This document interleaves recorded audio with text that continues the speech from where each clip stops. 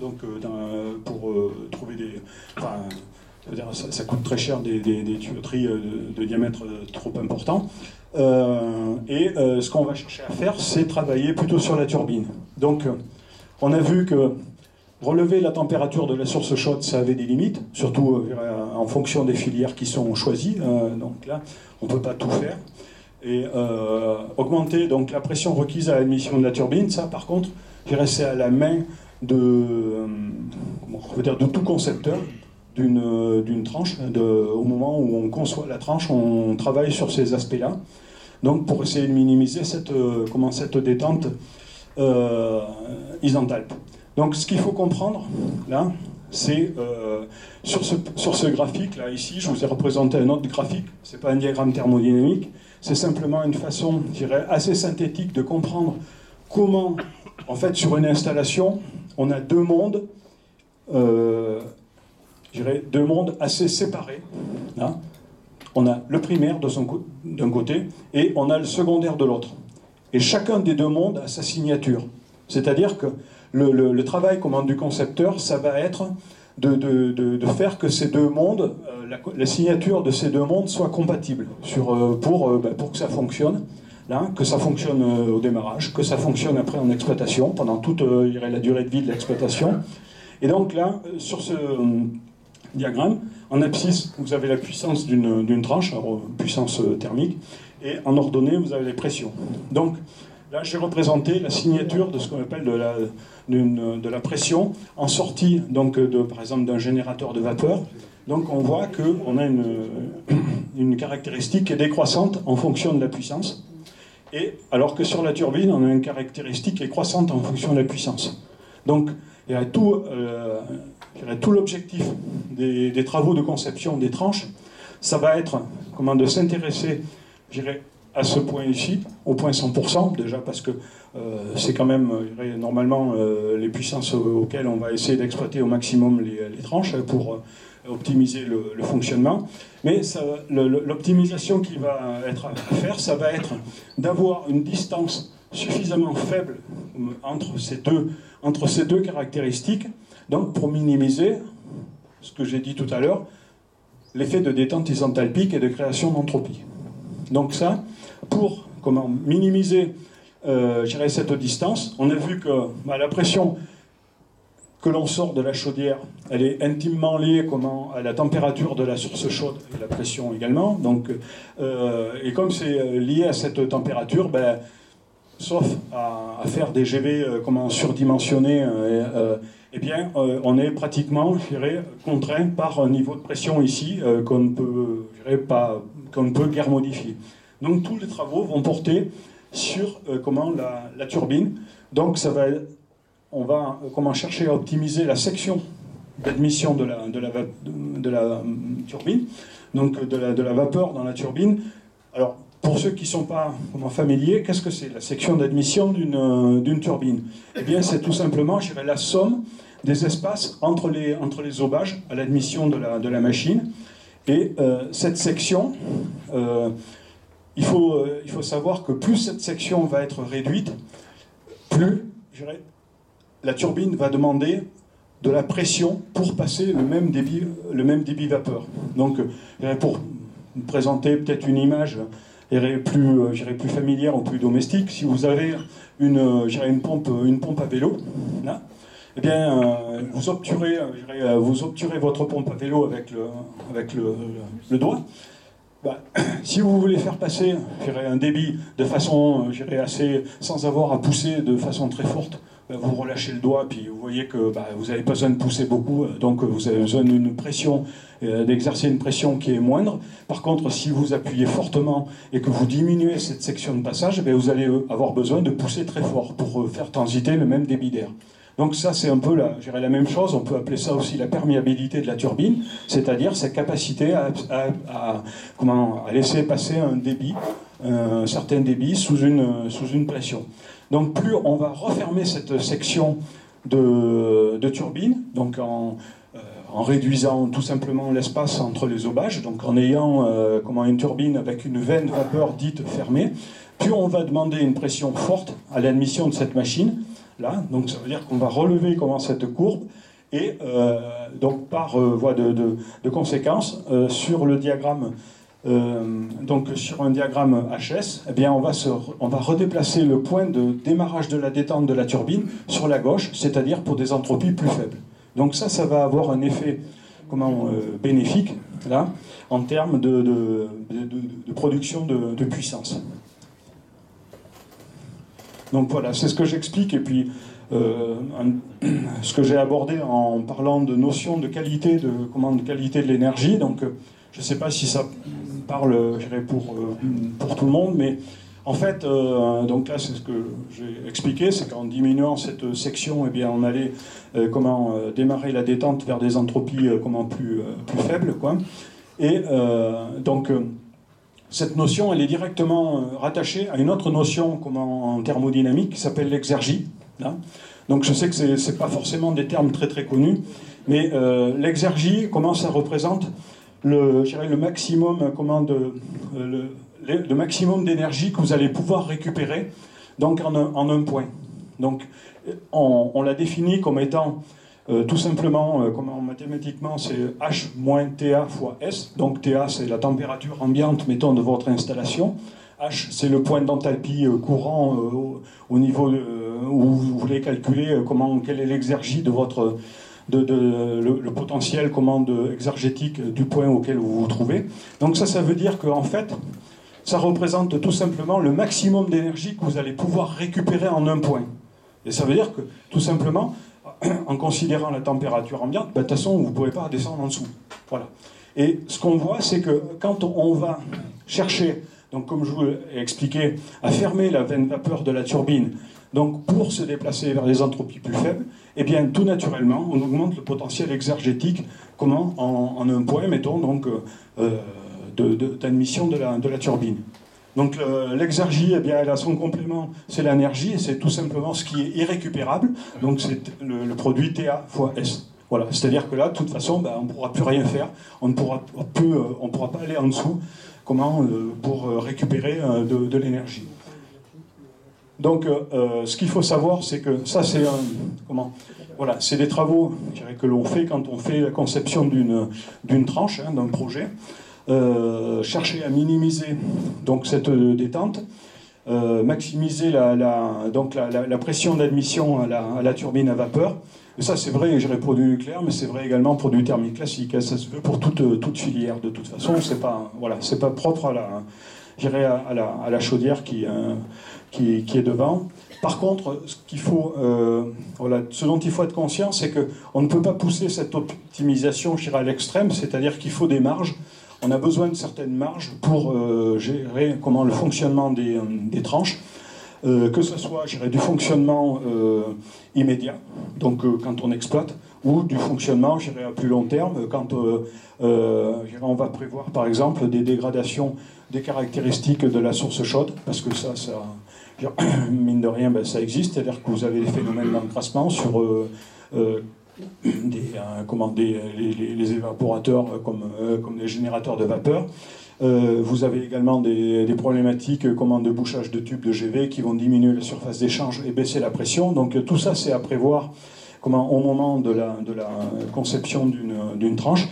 Et puis il y a ce que j'appelle les contraintes immédiates, c'est-à-dire les contraintes du réseau électrique. Et là, c'est là où il faut faire le lien, c'est-à-dire que le réseau, c'est vraiment ce que l'on a en sortie de la tranche, et là on parle, je dirais, de pratiquement ce qui se passe au niveau de la source chaude.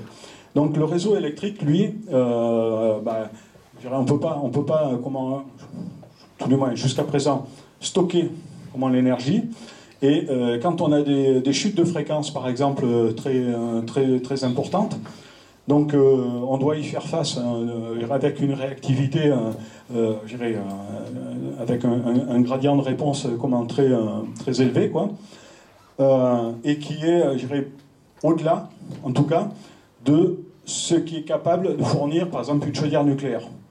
Donc, c'est-à-dire qu'elle a son temps de réaction, le temps qu'elle chauffe, qu'elle ressource la puissance.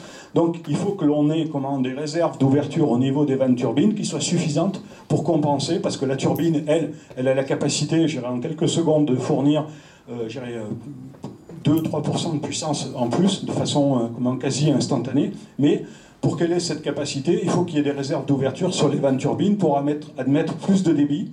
Et comme on est sur des chaudières REP, et que je vous ai expliqué que la chaudière elle n'avait pas le temps de chauffer et de fournir plus de chauffer, et bien ce qui va se passer, c'est qu'en fait, on va tirer cette puissance sur l'effet modérateur, c'est-à-dire qu'on va refroidir le primaire, il va nous fournir de la puissance, mais en refroidissant ce primaire, eh bien, on a de la pression disponible qui va baisser. Donc d'où la nécessité d'avoir de la réserve d'ouverture sur ces vannes pour pouvoir passer un débit vapeur tout en ayant une pression motrice qui va être un peu plus basse. Donc voilà pourquoi on ne peut pas pousser l'optimisation vers son extrême, c'est-à-dire avec zéro marge. Et ça, bon, c'est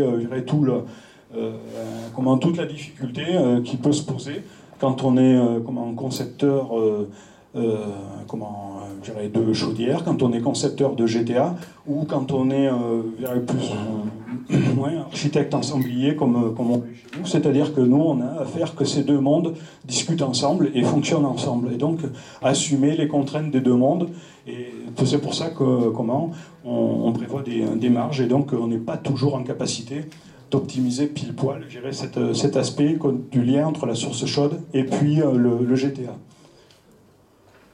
Donc, maintenant, on va passer complètement, je dirais, à l'autre bout du cycle, l'optimisation donc entre le GTA et la source froide. Donc, je dirais, c'est peut-être évident, mais je préfère le rappeler, c'est qu'en fait, sur un même type d'installation, pour une même chaudière, on ne va pas installer forcément le même GTA sur des tranches qui vont se situer dans le nord de l'Europe ou dans des pays chauds. Là. Sur une source froide en bord de mer froide ou sur un aéro-réfrigérant. Donc là, il y a également un travail d'optimisation qui est à faire, donc du moteur thermique de la tranche du GTA. Donc en fait, on va regarder donc, quelles sont les fréquences d'occurrence des températures sur le site qui va être exploité, donc au travers de fichiers météo. Pour en calculer du coup les fréquences d'occurrence de ces températures sur un cycle annuel, et puis voir en face, je dirais, quel type de machine on va pouvoir installer. Si vous avez des températures qui sont très basses et régulières pendant toute l'année, vous n'allez pas mettre la même machine que sur une tranche comme par exemple à Taishan ou autre, où on a des températures très, très élevées, quoi. Beaucoup plus élevées, ou même en Inde par exemple. Donc en fait on va procéder, je dirais, là, par analogie un peu avec ce que je disais sur la section d'admission de la turbine tout à l'heure, la veine vapeur de la turbine, on va procéder un peu par analogie, mais à l'autre extrémité du GTA. C'est-à-dire que là on va optimiser la section d'échappement de la machine. Donc la section d'échappement, c'est tout simplement de la même manière que précédemment, mais c'est vraiment à la sortie de la turbine, la liaison entre la turbine et le condenseur. Donc on va maximiser cette section d'échappement, donc en fonction de la température qui va être visée, de la température nominale qui va être visée sur l'installation, qui va être la plus représentative donc de toutes les températures de fonctionnement de l'installation pendant un cycle annuel. Donc, qu'est-ce qui se passe là quand on travaille sur cette optimisation? Donc, quels sont les phénomènes physiques qui sont que l'on utilise? Donc, pour obtenir une puissance mécanique en bout de l'arbre turbine, elle est calculée tout simplement, je dirais, par la somme du produit, donc du débit vapeur qui passe dans chaque étage de la turbine fois le delta H. Donc delta H, c'est le delta d'enthalpie entre l'entrée et la sortie d'un étage turbine. Donc on fait cette somme-là et on a la puissance mécanique qui va être transformée en puissance électrique. Donc pour comprendre, sur la majorité des étages turbines, donc toute la succession, je dirais, des étages, on fait une détente enthalpique que l'on appelle enthalpique statique astatique. C'est-à-dire que l'enthalpie totale, c'est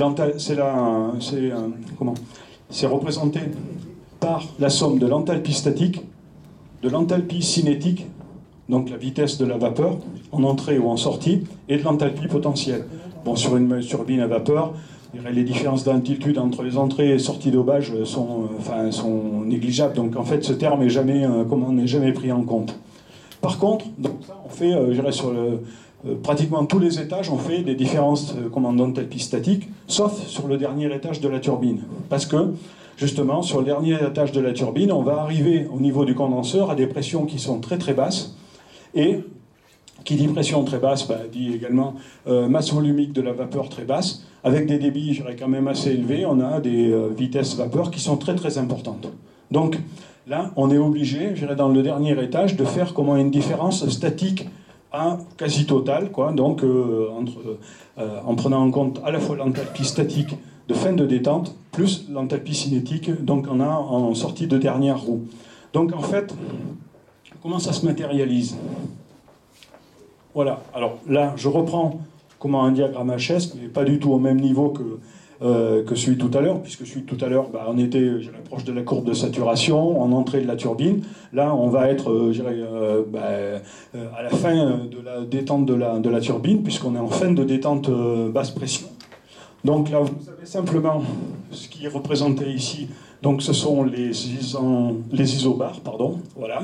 Donc vous imaginez que dans le dernier étage de la turbine, on rentre avec ce niveau d'enthalpie, là, et on va sortir au niveau quasiment du condenseur, donc avec ce point-là en termes d'enthalpie statique.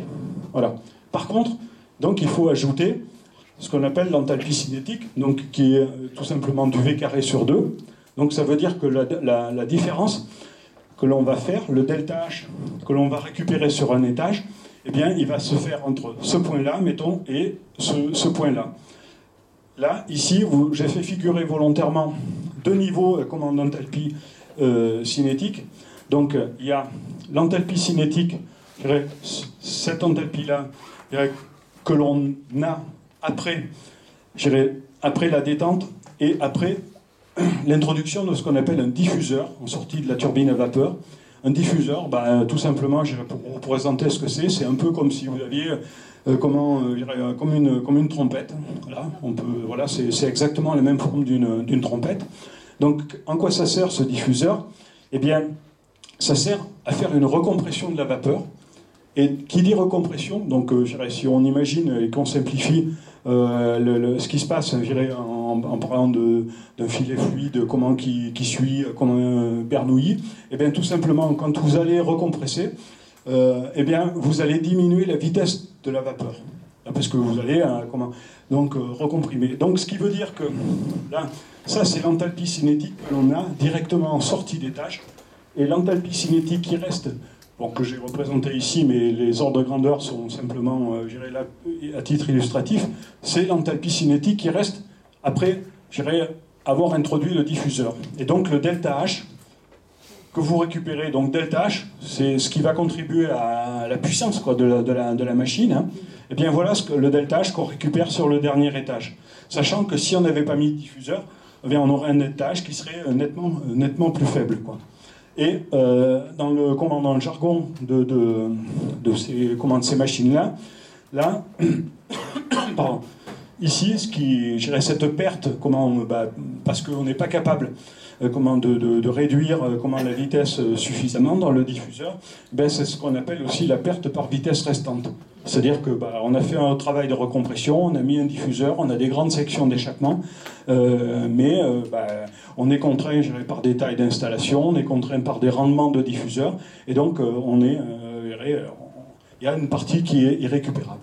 Donc tout le travail d'optimisation va porter à la fois sur le dimensionnement de cette section d'échappement, donc qui est réglé au niveau du turbinier par la volonté de rester sur des vitesses de vapeur nominales, quelles que soient les machines. On est à peu près au nominal, à peu près sur des 200 mètres secondes, quoi. Voilà, c'est ce qui est visé. Donc ça veut dire que chaque machine va avoir sa section d'échappement adapté pour avoir à peu près de l'ordre de 200 mètres secondes, on soit sur des sites bord de mer très froids, par exemple comme à Olkiluoto, ou des sites bord de mer comme à Taishan. Donc vous n'avez pas du tout les mêmes turbines. C'est-à-dire qu'en termes de section d'échappement, ces machines ne sont pas comparables. Il y a une turbine, donc il y a une grande section d'échappement, par exemple Flamanville, hein, puisque c'est quand même un site quand même plus froid que Taishan. Donc, pour bénéficier des vides qui vont être plus importants, comme on a un milieu ambiant qui est quand même plus froid que, par exemple, à Taishan, donc là, le turbinier, il est obligé de mettre une grande section d'échappement s'il veut rester à peu près dans les ordres de grandeur de 200 mètres secondes, pour le point nominal, qui est le point le plus représentatif du fonctionnement de la tranche sur un cycle annuel. Et donc, de la même sorte, comment il est obligé de travailler sur la forme du diffuseur pour optimiser le diffuseur en fonction de la source froide que la machine va avoir. Donc là, je vous ai représenté aussi là, comment on peut matérialiser ça. Là. Donc tout simplement, ça c'est un autre type de graphique, mais ça c'est pas un diagramme, c'est simplement une manière de représenter l'évolution de la puissance électrique en fonction du vide dans le condenseur, donc à la sortie de la turbine basse pression.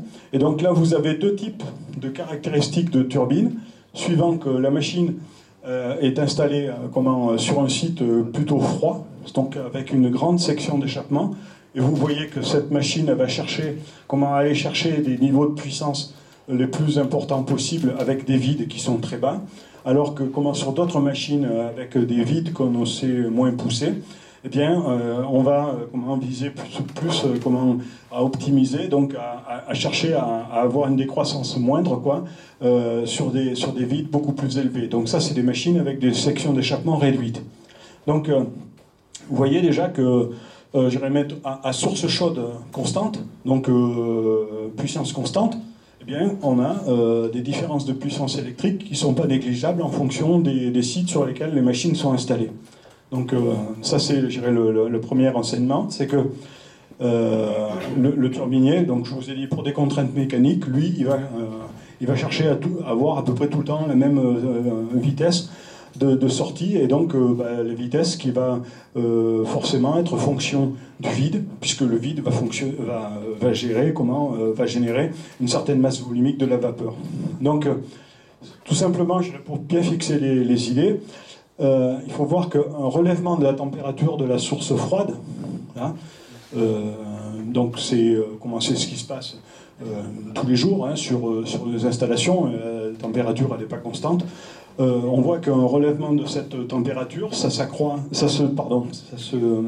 matérialise par un accroissement de la pression dans le condenseur, c'est-à-dire qu'on a une source froide qui est moins performante, donc on a une pression de condensation qui est moins performante, donc plus élevée, eh bien on a une perte de production électrique à source chaude constante. Donc c'est ce que j'explique ici, c'est-à-dire qu'une augmentation de la pression condenseur, ça diminue la puissance, une augmentation de la température de la source froide, à PTH constante. Donc ça génère automatiquement une augmentation de la pression au condenseur et de la puissance rejetée au condenseur, pas de la puissance électrique produite, et une baisse de la puissance électrique. De quel ordre de grandeur tu peux donner? De quel ordre de grandeur? C'est de l'ordre de 1 à 1,2 MW sur des grosses installations par millibar, à peu près. Là. Oui, c'est pas négligeable. Ça veut dire que sur des machines où vous pouvez avoir des amplitudes, mettons, de 30 ou 40 millibars, vous voyez, ça fait mettons, une cinquantaine de mégawatts, à source chaude constante. C'est la pression du vide. Donc, je ne sais pas si vous avez des questions sur ces phases d'optimisation, à la fois source chaude et source froide, là, donc aux limites du cycle thermodynamique. Là. Oui. Bon, ce que vous nous avez montré, là, c'est relatif à des réacteurs type actuel qui sont à relativement basse température. Oui, oui. Donc, à des réacteurs haute température, le démarrage ne serait pas le même, il serait surcritique. Est-ce que ça, vous voyez ce que ça change du point de vue de l'optimisation? Il ne serait pas surcritique. Il serait surchauffé, oui, mais pas surcritique. On ne sera pas un supercritique, c'est-à-dire qu'on ne sera pas avec des... parce que le point supercritique, là, sur le diagramme TS, c'est le point maximum à 221 bars. Donc ça, c'est ce qu'on appelle le point surcritique, mais là, sur des HTR, à mon avis, on ne sera pas surcritique, on sera plutôt en surchauffé. Et on sera dans ce que pouvait être, par exemple, un réacteur comme Cremalville, c'est-à-dire avec des pressions quand même plus importantes. Mais là, c'est pas ma filière, donc je ne m'avancerai pas sur les niveaux de pression, mais on va démarrer en surchauffé. Oui. Mais la problématique est la problématique est la même, de toute façon. Même si vous démarrez, même si vous, en sortie de votre chaudière, vous êtes en surchauffé. Par rapport à la problématique de l'optimisation entre la température source chaude et la turbine, ça va être la même, c'est-à-dire qu'il va falloir minimiser cette distance pour minimiser la création d'entropie qui ne sert à rien, qui va dégrader cette énergie récupérable, de toute façon. C'est pour ça que je disais tout à l'heure, REP ou thermique classique, même si ça a un peu moins le vent en poupe, c'est le même combat, de ce point de vue-là. C'est pas une histoire de filière, c'est vraiment une histoire d'exploitation, des caractéristiques thermodynamiques de l'eau vapeur, Non. Bon, j'ai une deuxième question qui est relative au suivi de charge. Comment ça affecte les optimisations?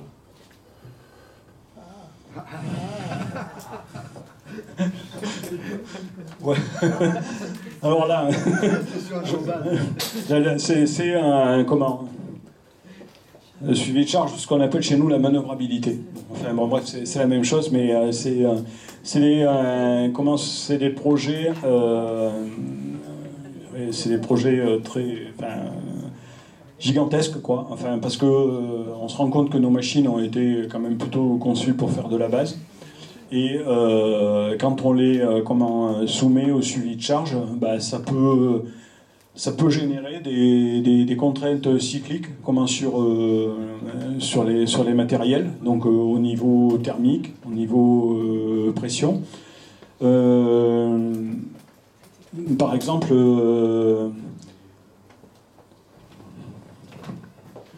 je vais me permettre de revenir en arrière pour prendre un diagramme qui illustre, qui va vous permettre de comprendre, voilà, ce diagramme, ce graphique. Si vous exploitez, donc, je vous ai dit, à 100%, on cherche à minimiser cette distance. Ça veut dire qu'on va minimiser ce qu'on appelle le laminage dans les vannes. Là. Donc, voilà. Donc, la perte... Bon. Par contre, quand on va exploiter à puissance réduite, vous voyez que là, on a une différence de pression entre ce qui sort de la chaudière et ce qui va rentrer dans la turbine, qui est conséquente. Donc là, par exemple, on va avoir des laminages très très importants sur les organes d'admission, puisque, pour passer...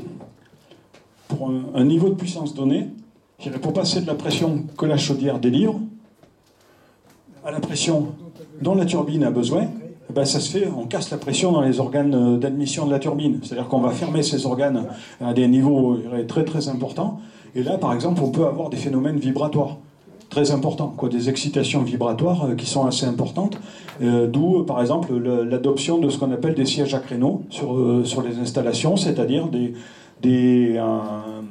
vous avez comme des créneaux de donjons, par exemple, qui sont là pour canaliser la vapeur sur des niveaux de puissance très faibles, pour éviter ces excitations vibratoires. Mais ça, ce n'est qu'une partie infime des problèmes de la manœuvrabilité.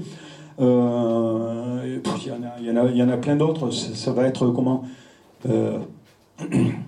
vous allez complètement modifier le diagramme de détente de votre machine. Donc vous allez augmenter l'humidité dans des zones qui étaient moins exposées que si vous êtes à 100%.